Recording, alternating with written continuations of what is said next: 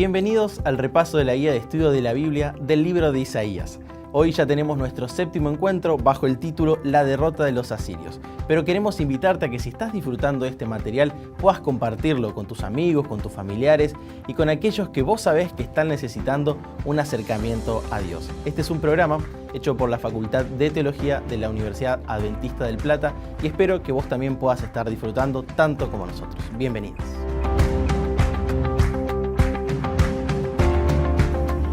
Bienvenidos a este repaso número 7, la derrota de los asirios, como ya mencionábamos en la introducción.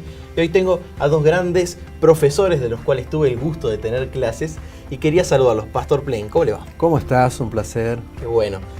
Profesora Schaller, ¿cómo le va? Muy bien, muchas gracias por estar aquí, por invitarme. Muchas gracias a ustedes por participar. Quería aprovechar este momento porque estoy seguro que hay gente que nos está viendo y algunos chicos que están decidiendo qué estudiar. Y si alguno tiene en su corazón venir a estudiar teología, se va a encontrar indudablemente con ustedes dos en las aulas. Entonces, Pastor Plank, ¿en qué áreas o en qué materias los chicos lo pueden disfrutar en la teología? Bueno, en general, en mi área es la del área teología sistemática o histórico-sistemática, pero alguna cosa hacemos también en el área de la teología pastoral, ¿no? Aprovechando un poco también la experiencia pastoral. Pero en el primer cuatrimestre, casualmente, que arranca en marzo, y ya hay fecha, ¿no? Tengo con todos los años, así que me van a ver todos. Durante toda la carrera. No, en este cuatrimestre tengo una materia o dos con cada uno de los años. Sí, buenísimo. Profe, ¿y usted en qué materia tiene el gusto de poder brindarnos clases? Teología de la salud. Teología de la Esa salud. es mi área porque, bueno, soy médica y entonces llevo ya unos cuantos años enseñando teología de la salud. Qué lindo, Médica, sí. Perdón, y teóloga. Y teóloga, exactamente. Y Sí. qué lindo saber que la teología tiene relación con otras áreas del saber también, ¿no? Claro. Sí. Exactamente. Sí. ¿Les parece que vayamos a nuestro repaso del día de hoy? Claro. Vamos a leer el versículo central de esta semana que se encuentra en Isaías 37:16, que dice: Jehová de los ejércitos, Dios de Israel, que moras entre los querubines, solo tú eres Dios de todos los reinos de la tierra. Tú hiciste los cielos y la tierra. Una tremenda declaración acerca de Dios, una hermosa declaración de lo que es Dios o lo que debería ser para nosotros. Y la lección de esta semana es muy histórica, aquí los profes nos van a comentar un poquito más, pero encierra básicamente como protagonistas de la película a dos naciones, Judá y Asiria, y que a la última, Asiria, se la denomina como cedro en el Líbano, ¿no? El cedro es un árbol imponente, ¿ustedes qué piensan? Evidentemente porque se hace mucha referencia en la Biblia a ese árbol, ¿no? María Emilia sabrá más de eso. Sí. Muy Sí, bien. sí. Es un árbol característico del Líbano. Los cedros del Líbano son árboles imponentes que además brindaban una madera extraordinaria para construcción y demás, así que era como identificar al Líbano con el cedro. Muy bien. Y acerca de esto queríamos preguntarle un poquito a la profe Schaller, porque, como dijimos, es una sección muy histórica del libro de Isaías, por lo tanto, capaz tenemos que remontarnos un poquito hacia el pasado para entender. Y preguntarle, profe, ¿qué tipo de rey fue Acaz y qué relación tiene con esta sección de Isaías? Bueno, Acaz fue el padre de Ezequías. Dos reyes completamente diferentes. Qué interesante.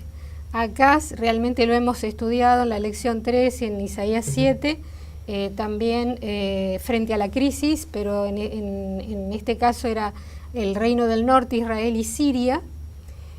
Acaz tomó malas decisiones. En lugar de confiar en Dios, pidió ayuda de los asirios, lo cual después iba a ser un problema muy serio para su hijo Ezequías y para Judá. Tremenda herencia la que tenía Ezequías. Es terrible porque aparte Acaz hizo lo malo ante los ojos de Jehová. En tanto Reyes como Crónicas tienen una frase que se repite ante cada rey y diciendo: hizo lo bueno ante los ojos de Jehová, hizo lo malo. Él hizo lo malo. A tal punto que no lo sepultaron cuando falleció en la sepultura junto a los otros reyes. Wow. Era terrible. Era terrible. Cerró el templo, cesaron los sacrificios, dejó de celebrarse la Pascua, llenó Jerusalén de altares idolátricos. Entonces realmente llevó a Judá a una situación muy, muy compleja. Si queremos conocer todo esto, está relatado en el segundo libro de Crónicas, capítulo 28, a partir del versículo 19 en adelante, donde dice: porque Jehová había humillado a Judá por causa de Acaz, rey de Israel, por cuanto él había actuado desenfrenadamente en Judá y había prevaricado gravemente contra Jehová. Después dice que menciona a Tiglat-Pileser, pero me gustaría destacar el versículo 23. Ofreció sacrificios a los dioses de Damasco, o sea, de Siria, que le habían derrotado. Y dijo, pues que los dioses de los reyes de Siria les ayudan, yo también ofreceré sacrificios a ellos para que me ayuden. Bien que fueron estos su ruina y la de todo Israel. Y además recogió acá los utensilios de la casa de Dios y los quebró. O sea, acá hay una profanación tremenda. Cerró las puertas de la casa de Jehová, se hizo altares en Jerusalén en todos los rincones. O sea, realmente fue una catástrofe. Incluso tenemos el incidente en Isaías 7 cuando Dios le ofrece una señal y él dice, yo no tentaré a Dios. O sea, además rechaza la ayuda de Dios. Y vemos cómo termina, porque este capítulo dice que murió y no fue sepultado entre los sepulcros de los reyes. De ese individuo es hijo Ezequías. Y Ezequías, gracias a Dios, fue completamente diferente, porque Ezequías abrió las puertas del templo, llamó a sacerdotes y levitas para que quiten toda la inmundicia del templo, todo lo que era profanación. También Ezequías tenemos que recordarlo, y eso está en el segundo libro de Reyes, que hizo pedazos la serpiente de bronce. La serpiente de bronce que se había levantado en tiempos de Moisés, los israelitas todavía la conservaban y le brindaban culto. Entonces fue Ezequías quien la destruyó y la llamó Nejustán, que significa cosa de bronce o chatarra o algo así. O sea, su obra de reforma es extraordinaria. Se celebra la Pascua por primera vez después de muchos años, no en el primer mes, sino en el segundo, porque no le dio tiempo como para organizarse. Envía cartas a las tribus del norte para que quien quisiese sumarse para la celebración de la Gran Pascua podía hacerlo. O sea, realmente Ezequías fue un gran reformador después de la desgracia de haber tenido a un padre como Acaz. Se me ocurre de agregar a esto, que es el dato histórico importante, una reflexión, ¿no? Quiere decir que de pésimos padres pueden salir buenos hijos. Eso es así. Es un dato de color que nos da mucha esperanza, ¿no? Sí, claro. Yo recuerdo una vez la visita de un profesor de nuestro colegio donde yo asistía, yo era muy adolescente en aquel tiempo, en un diálogo con mi madre, y él le decía, hermana, usted no sabe lo que la conversión y la educación cristiana pueden lograr. Y bueno, acá hay un ejemplo. Alguien que decide volverse a Dios, que básicamente esa es la idea de conversión, puede iniciar un camino absolutamente distinto a malos antecedentes familiares, aunque sean directos, como el caso de un hijo respecto de sus padres, ¿no? Sí, muy bueno. Y eso me llama la atención porque estamos hablando de que Acaz fue un mal rey, vamos a decir, un mal líder que llevó a su pueblo por un mal camino. Ezequías, al revés, fue un buen rey, llevaba a su pueblo por un buen camino. Pero Ezequías igual tenía un contexto complicado, ¿no? Estaba ante una situación de, ¿cómo decirlo?, de gran peligro para su reino. Pastor, quisiera contarnos un poquito, tengo entendido que usted estuvo brindando quizás clases o se adentró mucho en lo que es la arqueología, ¿no es cierto? Hace un tiempo atrás. No, la Facultad de Teología cometió un error. No creo que sea así, sí, Pastor. Sí, fue efectivamente así. Cuando recién llegué a la UAP, se ve que no había nadie que enseñara arqueología bíblica. Y ahí fue el Pastor Plex. Sí, enseñé durante 2 o 3 años hasta que llegó, por supuesto, alguien que podía hacerlo mucho mejor. Y gracias a esos 2 o 3 años, Pastor, ¿qué nos podría comentar de lo que la arqueología nos cuenta de este relato histórico? Bueno, nos cuenta que Ezequías no la tenía fácil. O sea, la situación geopolítica, no sé cómo decirlo. Sí, un término muy actual. Sí, venía pesado, pesada, porque bueno, la amenaza de los asirios era real. Sí, o sea, estaban ahí. Se había hecho un pacto con los asirios, ahora los asirios dijeron, ustedes quieren ayuda, perfecto, les ayudamos, pero una ayuda con mano de hierro, ¿no? Claro. Sí. Y bueno, Ezequías tuvo que prepararse para los momentos difíciles. Y se preparó como se preparaban los reyes de la antigüedad, fortaleciendo el ejército, haciendo provisiones, levantando las murallas, fortaleciendo las defensas. Y algo muy interesante que ha quedado como testimonio es algo que normalmente se complicaba en los momentos de asedio y de sitio, que era el aprovisionamiento de agua. Claro. Entonces había una fuente muy importante de aprovisionamiento de agua fuera de Jerusalén. Y bueno, y Ezequías hizo, diría, un famosísimo túnel que permitió en un recorrido más o menos irregular llevar agua desde una fuente, una vertiente permanente de fuera de las murallas, adentro, desembocando en el estanque de Siloé. Una obra tecnológica de avanzada. Sí, pero ¿cómo sabemos de eso? Claro. Bueno, porque no solamente el túnel hoy está abierto, de hecho yo lo crucé caminando con el agua por los tobillos o por las rodillas, en una oscuridad total, que son 500 y tantos metros, hasta llegar ahí al estanque de Siloé, y uno cae en la emoción porque llega al estanque de Siloé y dice, wow, estoy acá en el estanque de Siloé, pero a la vez pasé por el túnel de Ezequías, mezclando épocas de siglos de diferencia. Es impresionante.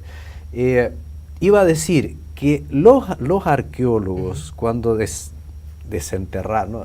¿Cómo decía? Sacaron el barro y sacaron todo lo que había en el túnel, encontraron en las paredes del túnel una inscripción en hebreo antiguo.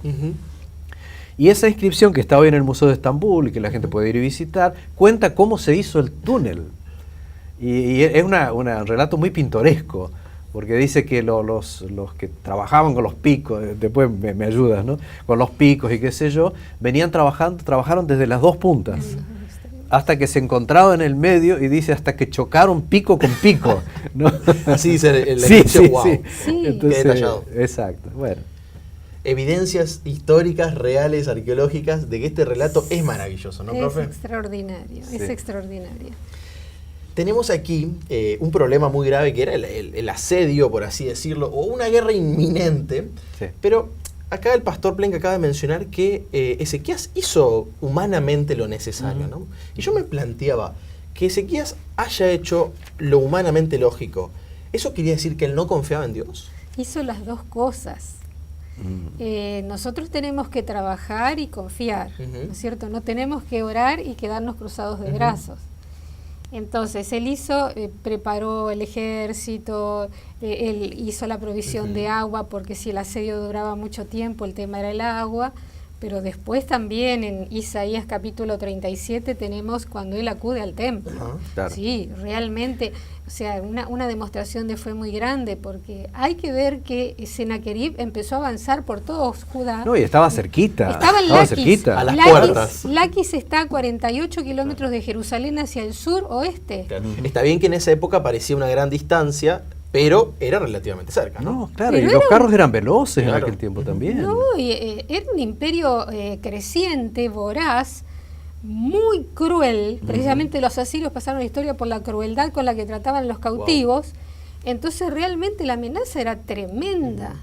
Entonces tenés primero que Ezequías acude al templo, vino a la casa de Jehová cubierto de cilicio, como correspondía, estaba presentándose así, y envía a Eliaquín y Sebna para que llamen al profeta Isaías. Se hace las dos cosas, va al templo, después manda por Isaías, y entonces le dice que realmente había días de angustia, porque ellos estaban siendo asediados por los asirios. En el versículo 6, y estoy en Isaías 37, le dijo Isaías, diréis así a vuestro Señor, así ha dicho Jehová. Esta es una de las frases más hermosas que me encantan de la Biblia. Así ha dicho Jehová, o sea que habla es Dios. No temas por las palabras que has oído, con las cuales me han blasfemado. Aquí hay un punto muy importante. Los siervos del rey de Asiria, ¿por qué lo han blasfemado? Porque previamente tenemos la agresión del Rabsaces y de los enviados de Sennacherib, que se paran allí en el muro y empiezan a vociferar. ¿Y cuál es el argumento que utilizan? Que las otras naciones tenían dioses y que ellos vencieron a las otras naciones y a los otros pueblos, es decir, los dioses asirios predominaron sobre los dioses de las localidades que fueron vencidas. También hacen una propaganda, mitad verdad y mitad mentira, donde dice que Ezequías no iba a encontrar el apoyo de Dios porque había derribado los altares, los altares idolátricos y demás. Entonces, y que el Dios de Judá no iba a tener poder sobre Sennacherib y sobre Asiria. mitad verdad, mitad mentira, que habían vencido a los otros pueblos es verdad, pero el hecho de que Ezequías había quitado los altares idolátricos era beneficioso para la relación de Judá con Dios. Entonces, aquí hay un conflicto muy importante, porque aquí a quien agreden es a Dios. Porque la agresión es, el Dios de ustedes no va a poder frenar a Sennacherib. O en todo caso, perdón, el Dios de ustedes está también de nuestra parte. Y está de nuestra parte, porque en algún momento dice, me ha enviado Jehová, lo dice Sennacherib. Entonces, allí interviene Dios y pone las cosas en su lugar. Y dice en el versículo 7, y aquí que yo pondré en él un espíritu, y oirá un rumor, volverá a su tierra, y haré que en su tierra perezca espada. Y es así. Y en tanto que pone un espíritu y oye un rumor, también está ese famoso incidente que realmente a mí me conmueve, y eso está en Isaías 37, versículos 36 al 38, y también se repite en Reyes y Crónicas, cuando un ángel va al campamento de los asirios y en una noche mueren 185.000 asirios. Y Sennacherib debe volver a Nínive y allí es muerto en manos de uno de sus hijos. Una historia tremenda. Por eso yo me lo planteaba cuando leía la lección y digo, esto es casi de película. Si alguien podría agarrar el relato y hacer una película, sería un éxito. No, de hecho se han hecho películas. Se han hecho. Tengo que verlas, Pastor. Le hago una consulta, Pastor Plenk. Nosotros también entendemos que en todo conflicto hay dos versiones, ¿no? Siempre. Las noticias a veces son de un lado y del otro. ¿Qué versión manejaban en Asiria? Como dice una canción popular, la historia la escriben los que ganan. Solo que algunos reyes antiguos la escribían antes de ganar, o borraban las inscripciones de los otros, de todo eso se daba, no es nuevo eso. Pero me quedé todavía, discúlpame, con una cosa anterior, que es eso de que Ezequías oró, confió, pero a la vez se preparó. Me estaba acordando de una frase que no sé si me va a salir, que se le atribuye por ahí a Walter Schubert, no sé si realmente es de él o no, que dice que trabajar sin orar es orgullo, pero que orar sin trabajar es hipocresía. Entonces, las dos cosas tienen que ir juntas. O sea, ¿qué vamos a hacer a confiar? Sí, pero tenemos que preparar. Claro, es como un director de colportaje nos contaba a nosotros la anécdota de que él acompañaba a un colportor que sentía ganas de volver a la habitación y orar, y volver a orar, y volver a orar, y dijo, hermano, a menos que usted deje de orar y salga a colportar, la oración no va a poder contestarse. Y es un poco lo que Elena de White también dice, en el sentido de que nosotros, y eso parece raro, tenemos que empezar a contestar nuestras propias oraciones. Es decir, si yo estoy pidiendo algo, pues tengo que encaminarme hacia ese lado. No puedo yo pedir una cosa y estar marchando para el otro lado. Porque a veces somos incoherentes hasta para orar. No lo fue Ezequías, que en este caso él hizo las dos cosas que había que hacer.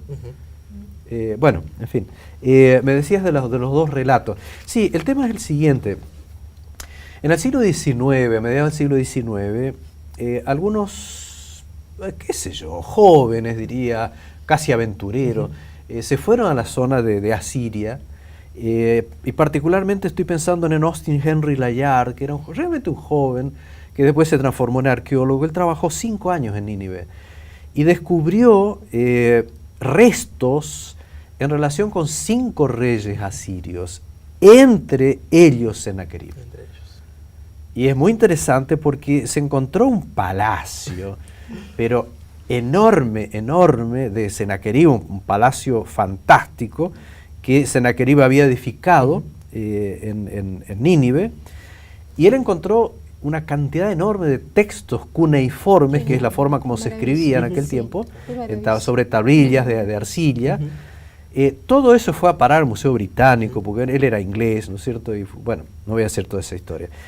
Pero lo interesante es lo que Sennacherib dice de Ezequías, no lo que la Biblia dice, sino lo que él dice. Encontramos diferencias. Y él dice, miren, yo la verdad vengo arrasando todo, vengo tomando toda la ciudad, ya hasta ahora ya tomé 48 ciudades. Ezequías está ahí encerrado en su ciudad como un pájaro en la jaula. Él utiliza esa figura. Él está como un pájaro en la jaula. Pero hay un detalle que no dice. Él detiene ahí su relato. Donde le conviene. Sí, pero él para el relato y no dice que tomó Jerusalén. cuando estaba a 48 kilómetros de tomarla y había hecho el asedio. ¿Qué pasó ahí? Claro. Él no lo dice. Pasó Isaías 37:36. Exactamente. Sí. Un relato Ujú. que es tan importante que está contado 3 veces en la Biblia. Qué impresionante.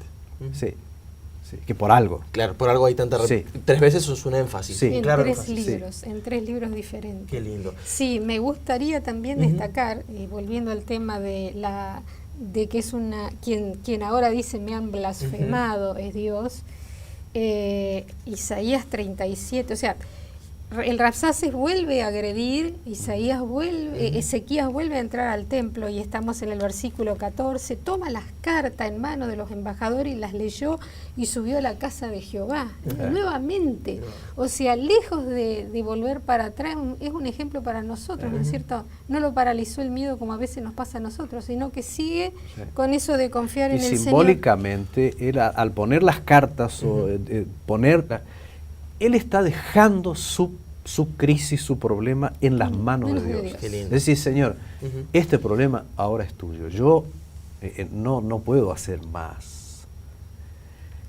Yo me estoy acordando de una declaración breve también que dice de la señora White, Ujú. que la situación límite del hombre es la oportunidad de Dios. Ujú. Esa situación límite había llegado para Claro, Ezequías. estaba ahí. Y fue la oportunidad de Dios. Y como dice también la lección de manera muy bonita, ante una crisis tan grande se Ujú. requiere un milagro tan Tan grande. grande. Sí. Ese es Dios tomando la causa humana, que para veces nosotros es grande, es que no se puede resolver, y Dios solucionándola a su forma, ¿no? De manera extraordinaria. Sí. A mí nos queda muy poco tiempo, pero quisiera que podamos tocar el tema de la enfermedad de Ezequías, ¿no? Sí. Porque en Argentina decimos que nadie tiene la vida comprada. Sí, yo creo que la doctora debe hablarnos de la enfermedad. Buenísimo. Doc, ¿qué podemos nosotros aprender de este relato, ¿no? Porque Isaías pasa de un éxito, digamos, a una enfermedad. Sí, Y eso tenemos muchas que veces nos moviliza, ¿no? Tenemos que tener en cuenta que la enfermedad acontece antes de la liberación de Asiria. Hay un texto que es Isaías 38, 5, 6, donde la promesa de Dios incluye te liberaré de los asirios. Así que está en el proceso, Ahí. en el Ujú. proceso. No sabemos qué enfermedad tenía, pero sí era de muerte. Claro. Y eso es lo Y que nos además, preocupa.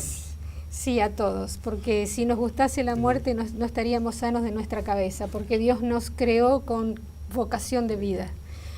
Entonces, y realmente Isaías le dice que va a morir. Entonces Ezequías le pide a Dios que por favor quiere vivir. Entonces la respuesta de Dios en manos de Isaías es que va a ser liberado de los asirios y que también le va a añadir 15 años más a su vida. Ahora, ¿qué mensaje? Interrumpo un poquito. El mensaje- Prepárate, dice, Prepárate. prepárate porque vas a Le morir. dio un plazo, ¿no? Sí. Sí. Ahora, nosotros no tenemos plazo, pero la necesidad de prepararnos Es la misma. es la misma. Tuvo un privilegio porque le avisaron que iba a morir. La mayoría de Sí, nosotros no no sabe nos cuándo avisan. va a morir. Acá- Entonces sí. aquí Ezequías pide una señal. Ujú. Y entonces aquí aparece la señal de que justamente da para muchas cosas, de que la sombra Ujú. retroceda y no avance. Entonces tenemos que pensar qué tipo de reloj tenía Claro. en ese tiempo. Hablan de grados o gradas. Bueno, hay una palabra hebrea ahí que se da para una traducción otra. Los relojes, tenemos que tener en claro una cosa, los relojes de sol existían en ese tiempo, los egipcios lo tenían y estaban en la Mesopotamia Claro. también, evidentemente acá tenía un reloj de sol, podría haber sido un reloj de sol que era una piedra o a través de escalones o gradas, lo más seguro que fuese un reloj de sol, donde tenía una guía y se proyectaba la sombra conforme al avance del sol a lo largo del día, es decir, gira la Tierra, no el sol, por supuesto. Entonces, ¿qué era lo que Ezequías pide la señal? Ujú. Entonces, que la sombra avanza es lo correcto, pero que se retroceda 10 grados, No es normal. eso es tremendo. Allí hay un milagro. Tal cual. Entonces, se ha especulado mucho acerca de qué pasó. ¿Dios detuvo la tierra? ¿Qué hizo? No lo sabemos. Lo que sabemos que sí fue visible. De acuerdo. Tan visible que en Babilonia se dieron enteraron. cuenta, porque era un pueblo que se dedicaba a la astronomía desde hacía Sí. tiempo, que algo había pasado. Ujú. Recordemos una cosa, me vino a la mente cuando estudié esto, Josué capítulo 10, en la conquista del sur de Canaán, cuando Josué dice, sol detente en Gabaón y tu luna en el valle de Ajalón. O sea, hay otros antecedentes bíblicos. ¿Qué fenómeno físico operó en ese momento? No lo sabemos. Y no importa en realidad. No importa, yo quisiera aclarar algo porque hay mucho de deísmo o evolucionismo por ahí, cuando quieren decir que Dios está sujeto a las leyes y que Dios ideó las leyes físicas y Él está por sobre las leyes que Él diseñó. ¿Qué pasó? Nos enteraremos algún día en la eternidad. El asunto es que el milagro ocurrió. Existió. Vamos a ir cerrando porque ya nos hemos quedado sin tiempo y quería que el pastor Plenk pueda decirnos qué nos enseña este relato. Todo lo que hemos hablado, hemos hecho un salto realmente por historias espectaculares. ¿Qué podemos aprender de Dios? Yo creo que simplemente aquello que quedó sin decir, en el sentido de que Ezequías tuvo la oportunidad de testificar de Dios, y bueno, y ahí falló un poco, o fue un poco ingenuo, de pensar que mostrándole sus riquezas a los asirios, a los babilonios, bueno, estaba haciendo una buena cosa y no fue bueno. La pregunta nos queda, ¿qué vieron en tu casa? Es una pregunta válida para nosotros como personas, como familias, como instituciones, como iglesias, como individuos. ¿Qué vieron? ¿Qué vieron en ti? ¿Vieron cosas, riquezas, asuntos materiales, edificios? ¿O aprovechaste la oportunidad de hablar de Dios? Creo que con ese pensamiento nos podemos retirar por esta semana nomás. Quería agradecerle, Pastor Plenk, por su compañía. También muchas gracias, profesora Schaller, por acompañarnos. Y desearles a todos que tengan un bendecido día. Y nos encontramos la semana que viene para el próximo repaso titulado Consolaos, pueblo mío. Que Dios los bendiga.